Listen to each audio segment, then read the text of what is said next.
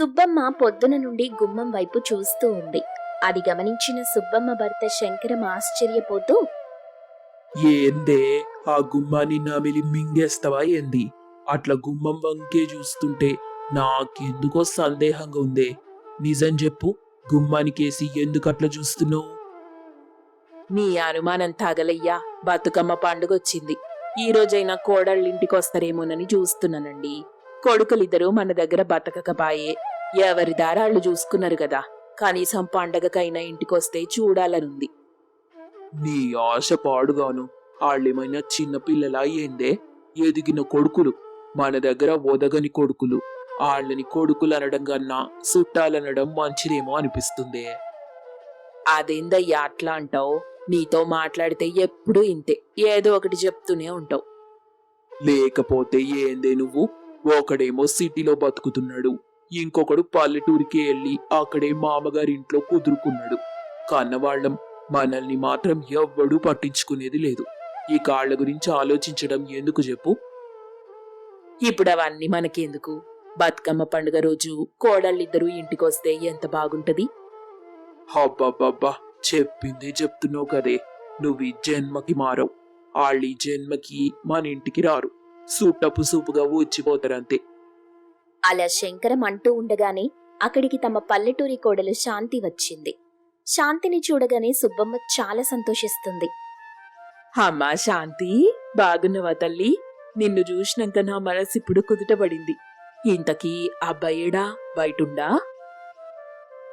అత్తయ్య, ఆయన రాలే. నేనొక్కదాన్ని వచ్చిన. ఇంటి దగ్గర పశువుల్ని చూసుకోనికి ఎవ్వరూ లేరు. అందుకే వాటిని చూసుకుంటా ఆయన ఇంటి దగ్గరే ఉన్నాడు. బతుకమ్మ పండుగ అని నేనొచ్చిన. చూసినవా, నీ కొడుకులు రారే రారు. మావయ్య, మీరు బాగున్నారా? మీ ఆరోగ్యం బాగుందా? కొడుకులు దూరమై, బతుకు భారమై, ఆనందాలు ఆవిరై ఏదో ఇట్లా ఉన్నాం తల్లి. చూస్తున్నావుగా. ఆయన రాలేదని మీరిద్దరూ బాధపడకుండ్రి. మీతో కలిసి బతుకమ్మ పండుగ సంతోషంగా చేసుకుందామని నేనొచ్చిన. కాని మీరిట్లా బాధపడుతుంటే ఎట్లా ఉండని చెప్పండి. నేను బయలుదేరతా. అరే శాంతి, మీ మామయ్య ఎప్పుడు గంతే, అట్లనే మాట్లాడుతుంటాడు. ఆయన మాటలు పట్టించుకోకు. అమ్మా శాంతి, కోపం నీపైన కాదు, నా కొడుకుల పైన. నా మాటలు పట్టించుకోకు. అలా శంకరం సుబ్బమ్మలు పెద్ద కొడలు శాంతితో మాట్లాడుతూ ఉండగా అక్కడికి తమ చిన్న కొడలు స్వాతి వచ్చింది. స్వాతి సిటీ అమ్మాయి కావడంతో కట్టుబొట్టు వేరుగా ఉంటుంది. స్వాతిని చూసి సుబ్బమ్మ చాలా సంతోషిస్తుంది. అమ్మా స్వాతి, బాగున్నవా తల్లి? బాగున్నాను కాబట్టే వచ్చిన అత్తయ్య. మీరేంది చిక్కిపోయినారనుకుంటే బాగా దిట్టంగా ఉన్నారు. కాస్త ఒళ్ళు చేసింది. ఏం తింటున్నారేంటి? మీ సిటీ వాళ్ళ లెక్క నూనెలో వేసిన అన్నం తినమమ్మా మేము. ఏదైనా సరే రుచిగా చేసుకుంటాం. కల్తీ లేని పదార్థాలతో వండుకుంటాం. ఆరోగ్యంగా ఉంటాం. ఇంతకీ ఆడు రాలేదు కదా? అవును మావయ్య, మీకెట్లా తెలుసు? తెలుసమ్మా, ఎందుకంటే ఆడు నా కొడుకు కదా. నాకు తెలియకుండా ఎట్లుంటది? ఆయనకి తీరిక లేదు. పనుల్లో పడి భోజనం కూడా సరిగ్గా చేసలేడు మావయ్య. పండగ కాబట్టి నన్నింటికి పంపించిండు. అది కూడా రేపు పొద్దున్నే నేను వెళ్ళిపోవాలి. అంతవరకు మీతోనే ఉండమని చెప్పి పంపించిండు. ఆహా, ఎంత చక్కని కొడుకుల్ని కన్నావే సుబ్బమ్మ. నీ కొడుకులు నీ లెక్కనే బంగారు బిడ్డలు. అమ్మ నాన్నలంటే ఎంత మమకారమో చూడు. కాకపోతే ఆ మమకారంలోనే కాస్త కారం ఎక్కువైనట్టుంది. హబబ్బా, లేక లేక కోడళ్ళింటికొస్తే మీరట్లా పిచ్చి పిచ్చిగా మాట్లాడతారేంది? ఇక దయచేయండి. కోడళ్ళిద్దరు బతుకమ్మ పండుగ చేసుకోవాలి కదా. అవునవును, బతుకమ్మ పండుగ చేసుకోవాలి కదా. పదండి అమ్మ, పదండి. ఇంటికొచ్చిరు కదా, మీ అత్తకు రెక్కలొచ్చినాయి. ఇక గాలిలా ఎగురుకుంటూ ఆకాశానికి చేరుకొని చిందులేస్తది. అలా శంకరం అంటుంటే ఆ మాటలు పట్టించుకోకుండా శాంతి స్వాతిలను తీసుకెళ్ళింది సుబ్బమ్మ. ఇక పూజ గదిలోకి తీసుకెళ్లి, చూడండమ్మా, మీరిద్దరూ ఇంటి కోడళ్ళు. బతుకమ్మ పండుగ రోజు మీరెక్కడున్నా సరే ఇంటికి రావడం మాత్రం మర్చిపోకుండ్రి. ఎందుకంటే నా తర్వాత ఇంటిని చూసుకోవాల్సిన బాధ్యత మీదే కాబట్టి. అత్తయ్యా, ఇప్పుడుగా మాటలన్నీ ఎందుకు చెప్పండి? చెప్పాలమ్మా, పెద్దవాళ్ళం. మేం చెప్తేనే కదా మీకు తెలిసేది. పండుగలంటే సెలవుల కోసం వచ్చేవి కావమ్మా. ఆటికంటూ ఒక ప్రత్యేకత ఉంటది. ప్రతి పండుగ మన జీవితంలో ఒక కొత్త అధ్యాయం ప్రారంభిస్తది. కాని దాన్నే ఎవ్వరూ గుర్తుపెట్టుకోరు. బతుకమ్మ అంటే బతుకమ్మ. పచ్చగా పసుపు కుంకుమలతో ప్రతి మహిళ బతకాలని, పువ్వు పరిమళించినట్టు, వికసించిన పువ్వు నవ్వినట్టు జీవితం కూడా అట్లాగే సాగాలనమ్మా. అత్తయ్య, ఇవన్నీ వినే ఓపిక నాకు లేదు. వెంటనే ఈ పండుగకి ఏమేం చేయాలో చెప్పండి. అన్నీ చేసి నేను బయలుదేరతా. సరే, మీరిద్దరూ మాట్లాడుకుంటూ ఉండుండ్రి, నేనిప్పుడే వస్తా. అలా సుబ్బమ్మ అక్కడి నుండి వెళ్ళిపోతుంది. ఇక అప్పుడే శాంతి, స్వాతిలు ఒకరినొకరు చూసుకుంటూ ఉంటారు గాని మాట్లాడుకోరు. స్వాతి సిటీ కోడలు కావడంతో తనకి తాను గర్వపడుతూ ఉంటుంది. మీ ఇంట్లో పశువుల పేడ తప్ప ఇంకేముండదనుకుంటా కదా? అవును, ఆ పేడనే మాకు అన్నం పెడుతుంది. అదే మాకు దైవంతో సమానం అన్నట్టు. ఏందో ఈ మనుషులు పేదవాళ్ల లెక్క బతుకుతూనే ఉంటారు. మాలాగా ఎదగాలనుండదు. వాళ్ళకి ఎంత చెప్పినా లాభం ఉండదు. ఇగో ఇట్లా చూడు, ఇట్లా అవమానిస్తే చూస్తూ ఊరుకొని చెప్తున్నా. నేనేం చేస్తానో నాకే తెలియదు. పండుగ చేసుకొనికొచ్చినవు, చేసుకొని వెళ్ళిపో. ఇట్లా నీకు నువ్వు గొప్పదానివని చెప్పుకొని ఇష్టం వచ్చినట్టు చేస్తే నేను ఊరుకోను. అలా శాంతి కోపంగా మాట్లాడుతుంటే స్వాతి మాత్రం కొట్టడానికి చూస్తుంది. ఇంతలో అక్కడికి సుబ్బమ్మ వస్తుంది. పూజకి కావలసిన పండ్లు పూలు తీసుకొస్తుంది. అమ్మా, మీరిద్దరూ కలిసి ఇప్పుడు పూజ చెయ్యాలి. ఆ అమ్మవారికి మొక్కుకొని మీరు పూజలు చేయండి. ఈ పూజలు ఇవన్నీ టైం వేస్ట్ అయ్యే పనులు గాని నేను చెయ్యా. కావాలంటే ఈవిడితో చేయించండి అత్తమ్మ. అమ్మా శాంతి, నువ్వు చేస్తావు కదా. నేను చేస్తా అత్తమ్మా అంటూ శాంతి తన అత్త తీసుకొచ్చిన పండ్లు పూలు తీసుకుని పూజ చేయటం మొదలెడుతుంది. అలా పూజ చేస్తుంటే కొన్ని దైవనామాలు జపిస్తూ ఉంటుంది సుబ్బమ్మ. ఇక ఆ పూజ అయిన తరువాత, అమ్మా, ఇప్పుడు మీరిద్దరూ ఆ బతుకమ్మకి మొక్కి పూలతోటి బతుకమ్మ చెయ్యాలి. అందుకోసం మీరు కొన్ని పూలు తీసుకురావాలి. పొయ్యి పూల తోటలో కొన్ని పూలున్నాయి, వాటిని తీసుకురండి. బంతిపూలు ఎక్కువగా తీసుకురండి. నాకు తెలుసులే అత్తమ్మా, బతుకమ్మ పండుగ అంటే పూలు ఖచ్చితంగా ఉండాలి. అందుకే నేను పూలు తీసుకొచ్చిన, చూడండి అంటూ స్వాతి తనతో తీసుకొచ్చిన ప్లాస్టిక్ పూలు చూపిస్తుంది. వాటిని చూసిన సుబ్బమ్మకి చాలా బాధనిపిస్తుంది. మరోవైపు శాంతి అయితే తన తోడికోడలు స్వాతి తెచ్చిన ప్లాస్టిక్ పూలని చూసి పగలబడి నవ్వుతుంది. ఏంటత్తమ్మా ఈవిడ ఇట్లా నవ్వుతుంది? నవ్వకుండా ఇట్లుంటా? పండుగకి ఇట్లా ప్లాస్టిక్ పూలు ఎవరైనా తీసుకొస్తారా? మా సిటీలో ఇట్లనే చేస్తాం. ఈ పూలైతే వాడిపోవు. అట్లనే వీటిని ఒక్కసారి తీసుకుంటే వీటిని ఎన్ని రోజులైనా వాడుకోవచ్చు. కానీ సువాసన మాత్రం రావు గదా.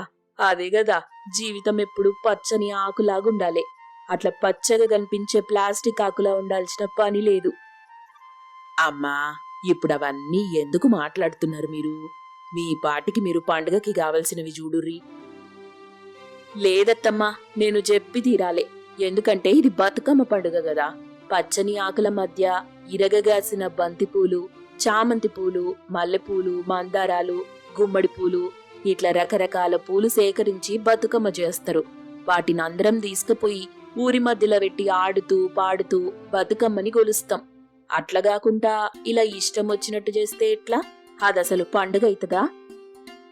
ఆహా, అద్భుతంగా చెప్పినవమ్మా. పూలొక్కదానితో ఒకటి కలిసిపోయినట్టు మీరు కూడా అట్లా కలిసిపోవాలి. ఇట్లా ఎడముఖం పెడముఖం పెట్టుకుంటే ఎట్లా? నేనేమనలేదత్తమ్మా, ఆమెనే ఇష్టం వచ్చినట్టు చేస్తుంది. ఆమెకు నేనంటే అస్సలు ఇష్టం లేదనుకుంటా. అవును, నువ్వంటే నాకు అస్సలు ఇష్టం లేదు. నువ్వు సిటీ అమ్మాయివి, ఏది పడితే అది చేస్తావు. కానీ ఇక్కడ అట్లా కాదు. అత్తమ్మ చెప్పింది కదా, ఆమె మనసు బాధ పెట్టడం నాకు ఇష్టం లేదు. అందుకే నువ్వేం చేసినా మౌనంగా ఉంటున్నా. కాని పండుగ విషయంలో అట్లా కాదు. భావితరాలకు మన బతుకమ్మ పండుగ గురించి చెప్పాలి. బతుకమ్మ ఖ్యాతిని ప్రపంచానికి వినిపించాలి.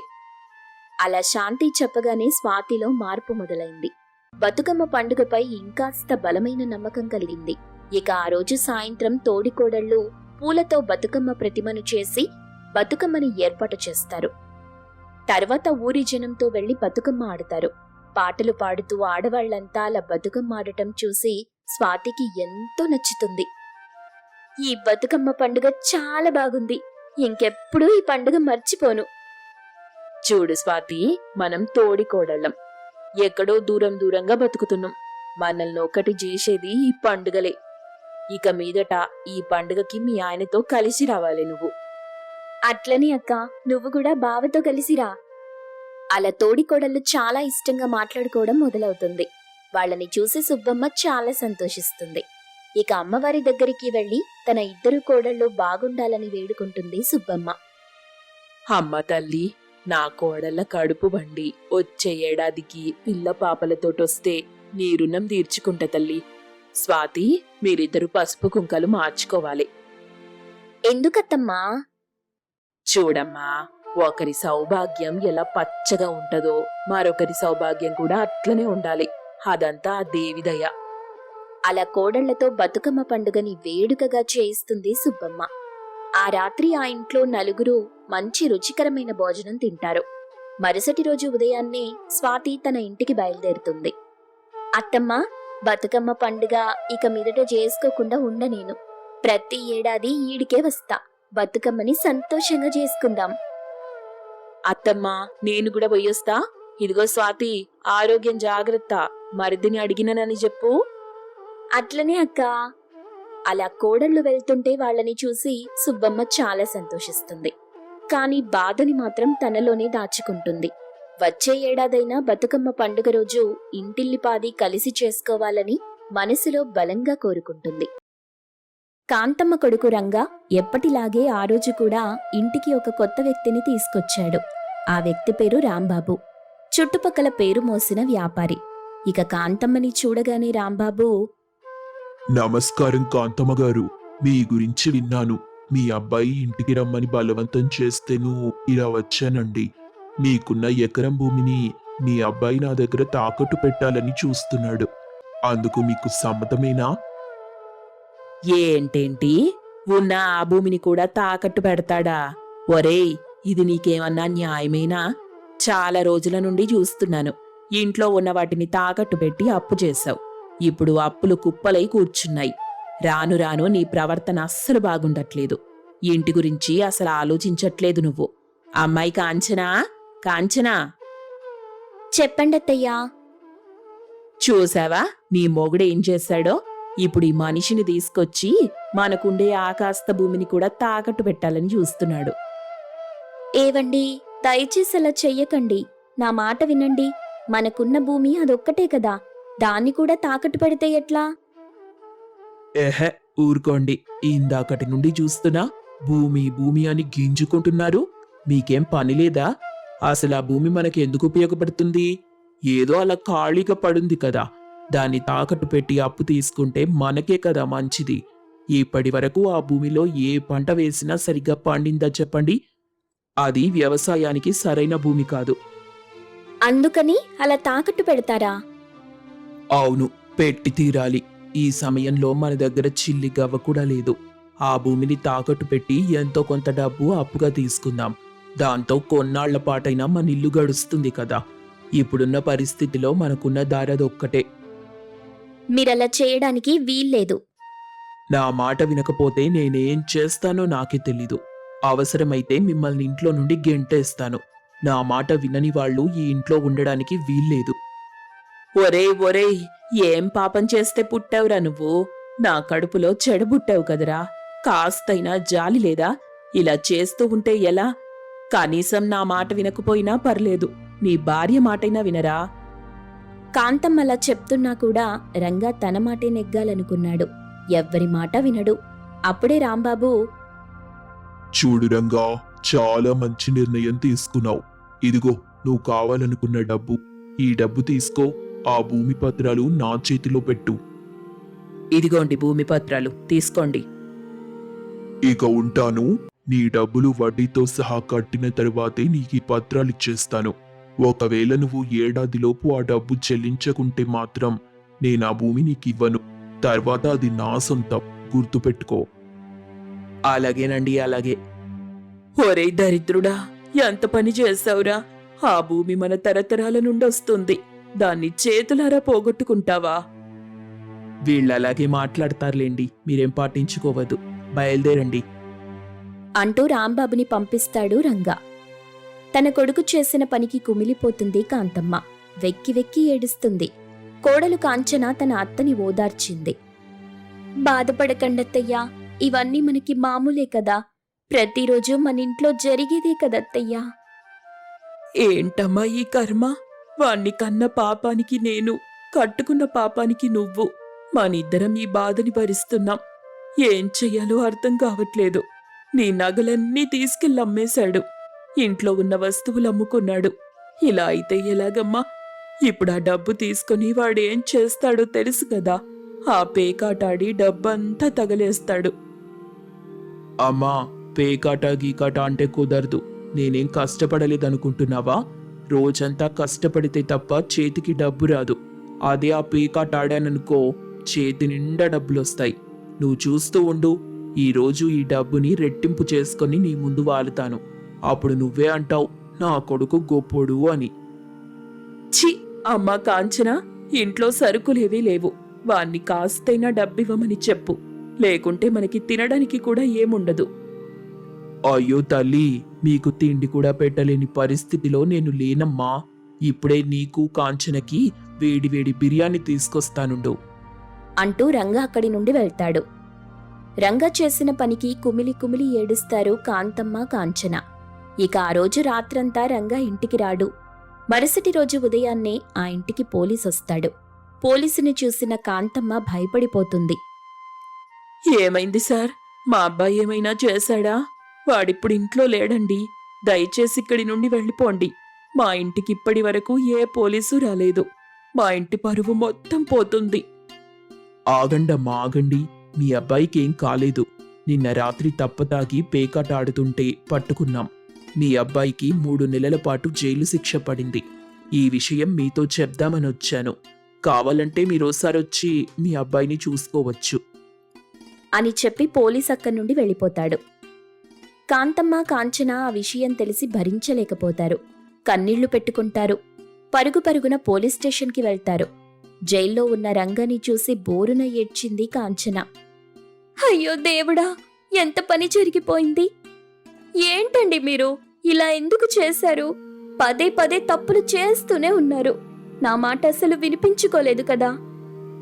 కాంచనా, నన్ను క్షమించు. నీ మాట అస్సలు వినలేదు. నిన్ను అమ్మను చాలా బాధ పెట్టాను.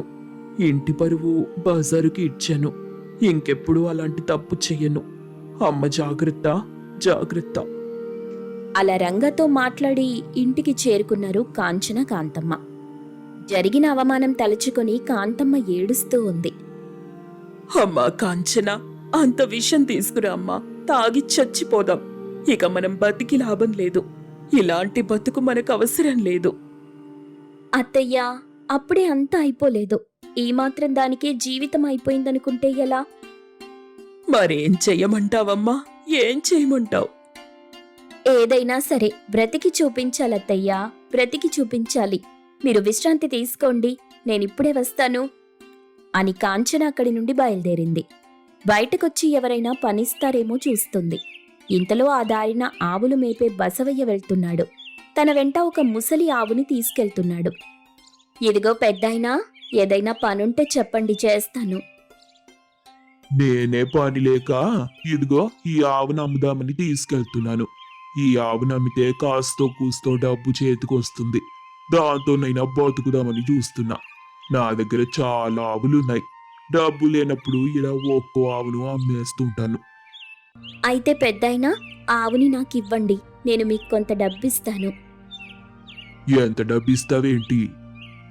ఇదిగో ఈ డబ్బు తీసుకో అంటూ జైల్లో తన చేతికి రంగా ఇచ్చిన డబ్బు తీసి బసవయ్యకిస్తుంది.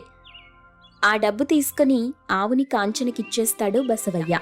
ఇక ఆవుని తీసుకుని ఇంటికి చేరుకుంది. అది చూసిన కాంతమ్మ బోరుమంటుంది. ఏంటమ్మా నువ్వు? ఇంట్లో మనకే తినడానికి తిండి లేదు. ఇప్పుడు ఆవును కూడా తీసుకొచ్చావేంటి? అత్తయ్య, ఈ ఆవు రేపో మాపో దూడను ప్రసవించనుంది. తర్వాత మనం ఈ ఆవు పాలమ్ముకొని డబ్బు సంపాదించొచ్చు.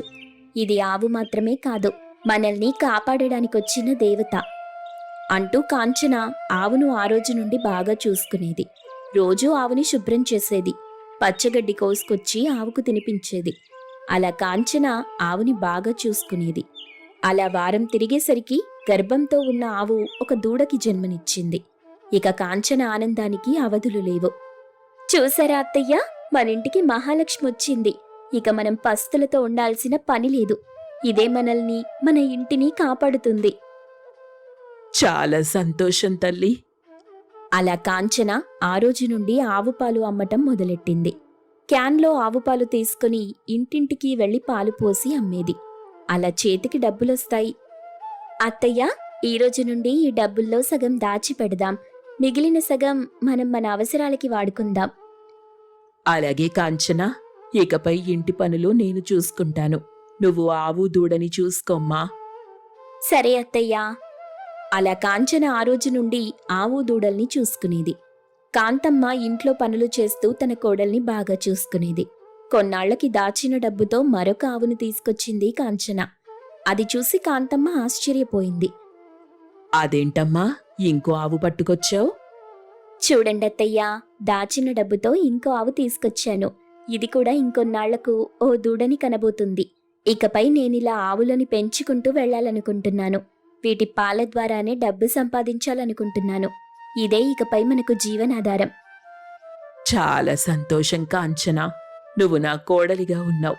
కానీ నీలాంటి కూతురు నా కడుపులో పుట్టలేదని బాధగా ఉంది. ఇప్పుడు కూడా నేను మీ కూతురునే కదత్తయ్యా. అలా కాంతమ్మ కాంచన సంతోషంగా ఉంటారు.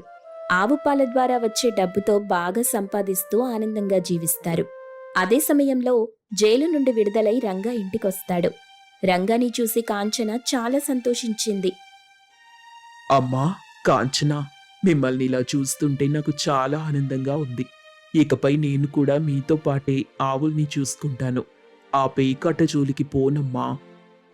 ఒరేయ్ బాబూ, నా కోడలు తెలివైంది కాబట్టి మనం ఈ పూట ఇలా బతుకుతున్నాం. దయచేసి ఇకపై మమ్మల్ని బాధ పెట్టకురా. భార్య మాట విన్నోడు చెడిపోయినట్టు చరిత్రలో లేదు. ఇకనైనా నీ భార్య మాట వింటూ సంతోషంగా బ్రతుకు. అలాగేనమ్మా, మీరు బాధపడే పనులు ఇకపై చెయ్యను. ఏవండి, చూసారా మనకెన్ని ఆవులున్నాయో? ఇంకో 3 నెలలైతే మన భూమి కూడా మనకొచ్చేస్తుంది. ఏంటి కాంచన నువ్వు చెప్పేది? ఆ రాంబాబుకు డబ్బులిస్తున్నావా? అవునండి, పాలమ్మగా వచ్చిన డబ్బులలో కొంత తీసి ఆ రాంబాబుకిస్తూ వచ్చాను. ఇంకో 3 నెలల్లో మన అప్పు పూర్తిగా తీరిపోతుంది. ఆ భూమి కూడా మనకే దక్కుతుంది. కాంచన అలా చెప్పగానే రంగతో పాటు కాంతమ్మ కూడా సంతోషిస్తుంది. ఇక ఆ తెలివైన కోడలు ఆవుల్ని చూసుకుంటూ పాల ద్వారా వచ్చే డబ్బుతో తన కుటుంబాన్ని ఆనందంగా చూసుకునేది.